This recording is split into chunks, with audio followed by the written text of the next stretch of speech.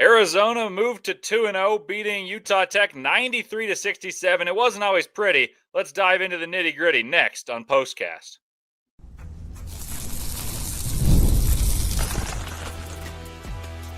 You are Locked On Wildcats, your daily podcast on the Arizona Wildcats. Part of the Locked On Podcast Network, your team every day. Welcome into Postcast. Leif Thulin with you here. Arizona 2-0 on the season, only led by 7 at halftime. What to make of it? We'll break it all down here. My biggest takeaway is this game was an experiment. How well can Arizona play when not absolutely reliant on Koa Peat and Jaden Bradley? And there were some struggles. Like, that is the biggest takeaway. When Arizona is playing their best, it is through Koa Peat at the mid post on short rolls, and it is with Jaden Bradley handling the ball. But I told you guys entering this game, my expectation was that Brayden Burries would be featured prominently, and he was. We'll get to that in a moment. But I think the largest thing I gleaned from this game was Koa Peat and Jaden Bradley were not going to be the forces that they were against Florida because they didn't need to be. And when in that situation where you had a little wiggle room because they're playing a team with inferior talent, you're going to see who can do what and how much of what that is. How much can Brayden Burries handle? How much can he play as a pick and roll navigator? How much can Tobe Awaka be a low post threat to score? And so I think that was the game plan for Tommy Lloyd. I told you guys in the preview of this game that I expected Brayden Burries to be featured prominently and lead the team in scoring. And I was kind of right. I mean, he was tied for the lead in scoring. He, Koa Peat, and Anthony Dell'Orso all had 18. The only other player in double digits was Tobe Awaka with 12. But the team scored 93 points. It's only the first time since the 1970s since Arizona scored 90 back-to-back times. My big takeaway, though, is Brayden Burries look better, but there's still a long way to go, and that should bode well for Arizona, seeing that this team will get better. And thank you guys for joining in. Sorry for a late start to Postcast. Let me know if you guys got any comments. Put them in the chat. I'm watching it now, so I'll answer any of those thoughts. So let's talk about Brayden Burries. He was featured, and he went 7 of 16, and he hit 3 threes, 3 of 6 shooting. And that's fine. 7 of 16 is a good field goal percentage in a game, but scoring 18 points off 16 shots is not particularly riveting against Utah Tech. And 4 turnovers is a little bit concerning, but I like the same thing I said against Florida. This time he did not feel sped up. He didn't look like he was overwhelmed, wasn't out of rhythm. I think his shot will get better. I mean, he made 3 of 6 threes, so that's encouraging. I also think it's a little bit nervy to be in your first couple of college games and know you have a big responsibility on a team with the aspirations Arizona possesses. And I will say that he made up for those turnovers by getting steals. He had 4 steals to match his 4 turnovers. And I think that him handling will help Arizona down the road. I've envisioned that he will play a Con Knipple role supporting Koa Peat, who is the Cooper Flag, the Batman and Robin. I will say Jaden Bradley is going to be number 2. I've said that all along. I expect Koa to be a guy who scores 16-8 with my initial projection. I think 18 is probably possible, and maybe even 10 boards. Like, Koa Peat's a monster. He's fantastic. We'll talk about that in a moment too. I think Brayden Burries doing what he did today, and he'll get more and more tastes of that, especially in games against inferior talent, to see how much he can do, what he can handle on his plate. And I think he took a big role and did it fine. I wouldn't say I was blown away. I'm happy that he was the leading scorer, tied for it. But I do think there's a lot of room to grow still. Acclimation, that's the key for him. Koa Peat didn't take any time to acclimate. Like, he starred right away. Brayden Burries is going to take a little bit longer, but I still think he'll be the third leading scorer of this team and is only going to get better as we go. He was solid, not great in my opinion, but not bad either. Tobe Awaka, I also said this would be a good game for him because he was in foul trouble in the previous game, didn't have enough rhythm, but I thought he played tough against Florida. He was very effective early in this game, and that was expected. I said those were the 2 who I expected to star. I did not necessarily think it'd be Anthony Dell'Orso, so maybe I was wrong there, but I did feel like I got that right about Burries and Awaka. And let's talk about Awaka's, big tandem mate, the one who many people are seeing it as a who should start. Krivas, many people are saying you're unimpressed by him on offense, and I would agree. I was unimpressed. I think the smaller teams, he brings the ball too low and he goes a little soft up to the rim. He has the ball stripped. He has the high lows. He's not as sturdy and doesn't hold players off. But on defense, I think this is being overlooked by many. He changes every shot near the basket. So you look at a juncture of the game, you look at 10 minutes into the game, Arizona's leading and they're starting to stretch their lead, leading by, 29-16, something like that. Arizona's building a lead after trailing early. And I don't think it was pretty early. There was turnovers. They were at one point, 8-8 at halftime in a turnover battle. But Krivas, what he does do is he allows Arizona to get out and run by playing very good defense and deterring shots at the rim. I wasn't very impressed by the defense, to be frank, at least on the perimeter. I don't think they're staying in between the man and the hoop that well. But he changes shots at the rim when they shoot it, and he also changes the shot chart. And the alteration of the shot chart is perhaps more important than even changing the shots near the hoop. And he can do that due to length that Tobe Awaka simply doesn't possess. And I think, though, you'd hope that Krivas is going to be a double-double guy and improve the ceiling by being a better offensive threat, him doing what he's done defensively is impressive. So let's take a break really quickly. I'm going to tell you all about some stuff, and I'm going to review the keys to the game and tell you what I thought of those keys to the game, as well as about the performance of Anthony Dell'Orso. But first, let me tell you all about Supply House.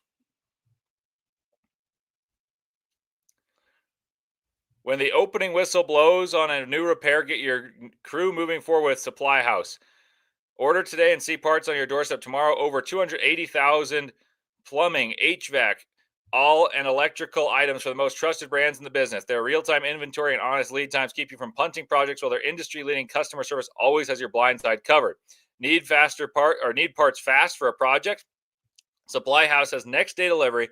Talk about a game changer. You can get that project up and going in no time.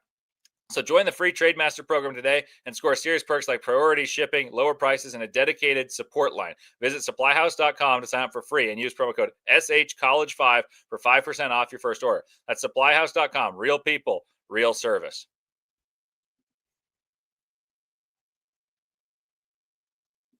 Welcome back into Postcast. Leif Thulin with you here on Locked On Wildcats. Thank you for joining. Sorry it was delayed. Had stuff I had to deal with and could not get going or as early as I'd like, but watched the game, took my notes, and was itching to get going. Had unavoidable stuff to deal with, and now I'm talking Arizona hoops, and it is a lovely time to talk Arizona hoops, which I've told you guys I think can be a number one team in the country soon. Did not play like it today, though, and I think that's important to note because when you're the number one team in the country, you're not trailing by 7, or excuse me, leading by 7 against a team like Utah Tech at home. It was ebbs and flows. There's effort levels and whatnot. But you typically are not so reliant on one or two players, Koa Peat and Jaden Bradley in this case, that when they are not playing with their full pedal to the metal, foot on the gas, however you want to explain it, I don't think that the game should be as close as it was. And that's important. So let's go through some keys. So my keys to the game, and I'll give you guys a graphic for those of you watching on YouTube. For those on audio, I'll read you through it. So here's the graphic. Dominate the glass. Dominate the glass. I would say it was okay. Arizona ended plus 10 with 21 points off of turnover. So this is going to talk about possessions, right? Plus 10 on the glass, 10 extra possessions. With 21 points off of turnovers, that's solid. But they conceded 18 off of turnovers. That's bad.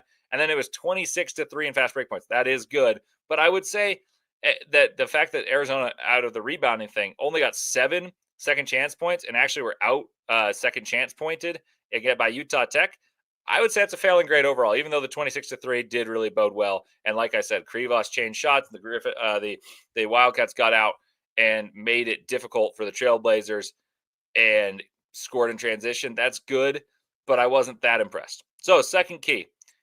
The second key is attempt 4 times as many threes. 4 times as many threes. They shot 3 times as many threes and went 7 of 15 doing so. They made about the number I was hoping for on fewer attempts. So that's really good. They made them, shot well, and shot good shots. So you guys know I like the math of this. 7 of 15 from 3 is really good. Wildcats went 58 points in the paint, and all 58 points they scored from 2 were in the paint. So they, like I said, they know where their bread is buttered. So let's get down there and dominate. And they could have dominated even more if Koa Peat had wanted to. 14 free throws made out of 20, so not quite as good a percentage, not as prolific at the line as they were against Florida, and 21 points off of threes. That's a good split, scoring 93 points. Like, I will be happy with that split all the time, and I love that Arizona shot good threes. I liked the looks that they took. Anthony Dell'Orso was the main beneficiary of the looks they took. So they made the looks they took, and they got good ones based on creating extra attention in the paint and kicking out because of the threat and the prolific threat in the paint. Dell'Orso looked comfortable and in what the role he will have. That's the big key to me. Dell'Orso is comfortable in the role that he will have throughout the season, and they knocked down open shots and good shots, not forced ones. I thought he forced 2 against Florida, so 2 of the 5 attempts were not particularly great shots in my opinion. He is going to be a wide open catch and shoot guy that can then put the ball in the deck and hit mid ranges and knock down free throws. Like that is his role for this team. And the more rebounds and the better defense plays, that's gravy on the that's gravy. That's icing on the cake. He'll be a key to this team as we go along and get into matchups where Koa Peat physically will not dominate as much, and he will be the beneficiary of the attention given to Koa Peat, and he'll have to hit open shots to really elevate Arizona to the ceiling they can have. Koa Peat's gravity is enormous. We're going to touch on that in a moment. The last key was I expect featuring of Burries, and I felt like there was some good and there was some bad. I think he took good shots, and I think he could have gotten to the rim a little more. They settled at times. Not super efficient, but not inefficient either. And with no Koa Peat prominently featured. He played. Don't get me wrong. He played. But there was just a less of an effort to assert himself and take this game over by Jaden Bradley or Koa Peat. Burries was fine, and I think you'll see that again when they play Northern Arizona on Tuesday. And I think you're going to see Tobe Awaka also have an important role in terms of being a bruising presence against inferiorly sized teams and also talent-wise. So I want to see Mo Krivas be a little better on offense. Tobe Awaka, I think, has taken a leap on offense and uses that against inferiorly sized teams. And let's talk about the defense before I close on Koa Peat. I think the defense, when focused, deterred paint attempts well. But the defensive intensity on the perimeter, the staying between the man and the ball and, closing out well and closing down driving lanes was okay at best. I think there's no world in which a team like Utah Tech should have as many free throw attempts as they did early in the game if there was good perimeter defense. Like they shot 27 free throws, and early in the game they were 11 for 11, while 3 of 13 I wrote down at that juncture, 3 of 13 from the field. Like Arizona's first shot defense was quite good, but they can't foul as much as they did against Florida or against Utah Tech, but especially because Utah Tech shouldn't be able to get into the paint with the regularity that they did. I think that is something that Tommy Lloyd will have to improve. And I would say Ivan Karchenkov was a non-factor in this game, and Bradley and Peat didn't, put themselves into a spot of like, yeah, we're going to dominate. So that is important to realize that there is tinkering. This is an experimentation. That was my initial point. This is an experimentation game. And I would say there was good results and there was bad. It was a mixed bag for Brayden Burries. I'd say it was a pretty good bag for Tobe Awaka. Wasn't terribly impressed with Mo Krivas. And this team knocked down open threes. They got good looks. Like, I expect great offense. I've said it 1,000 times. I expect this team to be one of the best offensive teams in the country. Top 10 offense, in fact. Who makes that possible? It's Koa Peat. Let's talk about the ease with which Koa Peat impacts the game just coming up next. And I'll talk about one question I have for you guys ahead of the clash against Northern Arizona and UCLA that I think will be important to analyze. All that and more coming ahead on Postcast for Locked On Wildcats.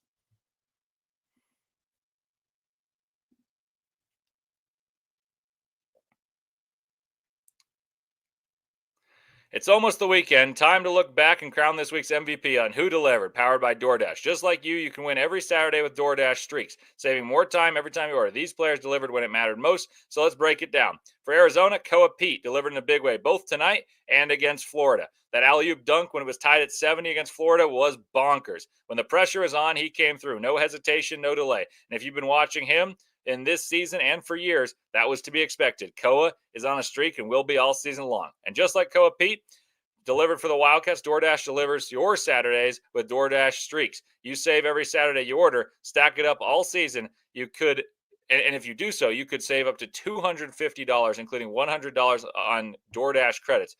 Order this Saturday, keep the streak alive, fuel your game day only with DoorDash. Terms apply, promo period through November 18th.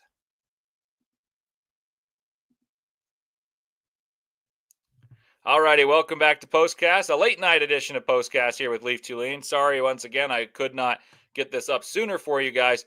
Let me know if you guys have any questions for those of you watching. Thank you, and I will have plenty of thoughts that'll be covered on Monday's show, including the commitment of Cam Holmes. Should he come to Arizona, or will he go to Dayton? Will he go to North Carolina? I'll have that covered for you guys. But I wanted to close out about Arizona's star.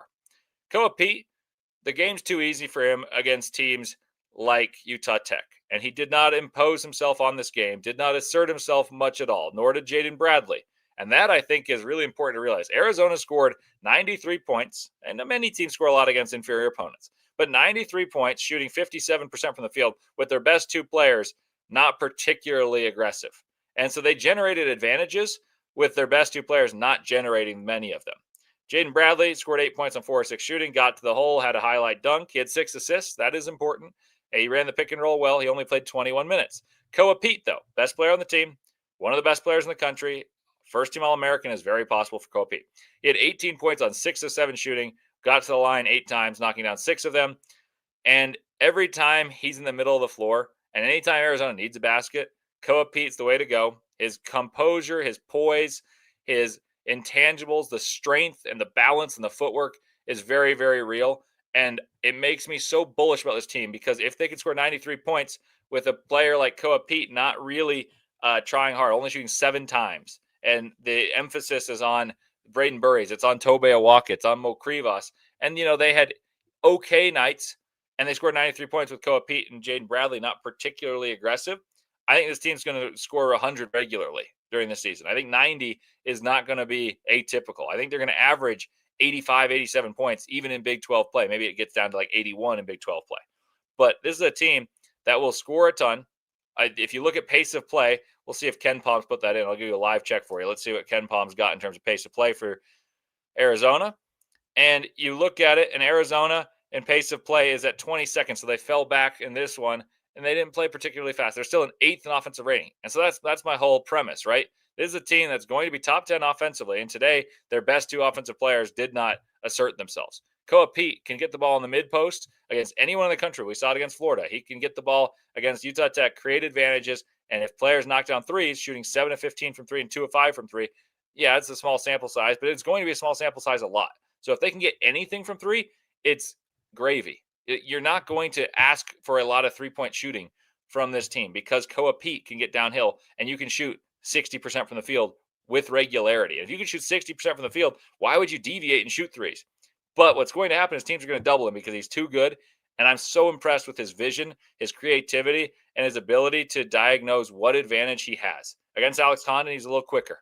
He would get to spots. Against Ruben Chinyelu, he's a lot quicker, and he would pump fake and make Ruben Chinyelu bite. If he plays against Thomas Houck, he's a little broader, and he goes downhill. Against Utah Tech, all of the above. He's quicker, faster, stronger, thicker, and he can play with either hand, play off pivots, play off mid-range spins.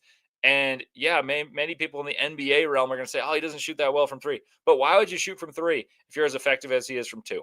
And I think the offense is going to only get better as Jaden Bradley hits a few threes and hides behind screens, uses that gravity to his advantage. He's going to get downhill off of Koa's screen. He's going to get downhill off of Krivas' screen.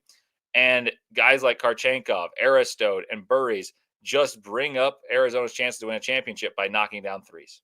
If they knock down threes and swing a good shot for a great shot, because they get so many great shots, that's why they shoot north of 50%. They're going to shoot that from 2, and they're going to have 55, 57% of their buckets and points all year be from 2, and then another 20% from the free throw line.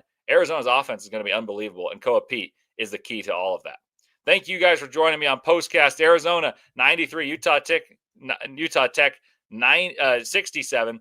You know, it's crazy. 93-67 the score. I believe my prediction was it was going to be 96-65. So I was not far off on that, but it wasn't the route I expected. I didn't expect Arizona to fall behind early, give up a lot of fouls, build out a double-digit lead only to have it dwindle to a 7-point advantage. But in sum, Arizona's got too much for too many teams. Their depth and their points off the bench are always going to be a strength. And even if they only play 8, they went a little deeper on the bench. If they play 8, Arizona's got one of the best top 8s in the country. If Dwayne Aristote starts playing better, he hit a 3 today. That's extra because he's a very good athlete. He just needs to get acclimated to the speed. Ivan Karchenkov had a bad game. Burries missed some shots he probably wants back. Koa Peat didn't assert himself. Krivas played fairly soft. There's a lot of complaints. So you look at the narrative, and he scored 93 points. And when focused, the defense really ratcheted up and deters shots from 2. So you're going to make teams beat you from 3, rebound the heck out of the ball. You out-rebound Florida. You score in transition, 26 points in transition, 21 off of turnovers, and didn't rebound particularly well. Didn't have your best player as engaged offensively, and he was just playing a role, kind of a decoy role. So I'm very, very bullish about Arizona. Let me know your thoughts. I'll address a lot of these. I'll respond in comments, and we'll have a great episode coming for you Monday. Also, a recap coming for Arizona football against Kansas this weekend. Let me know your score predictions on that one. Thank you for joining Postcast. Leif Thulin signing off from Locked On Wildcats Postcast.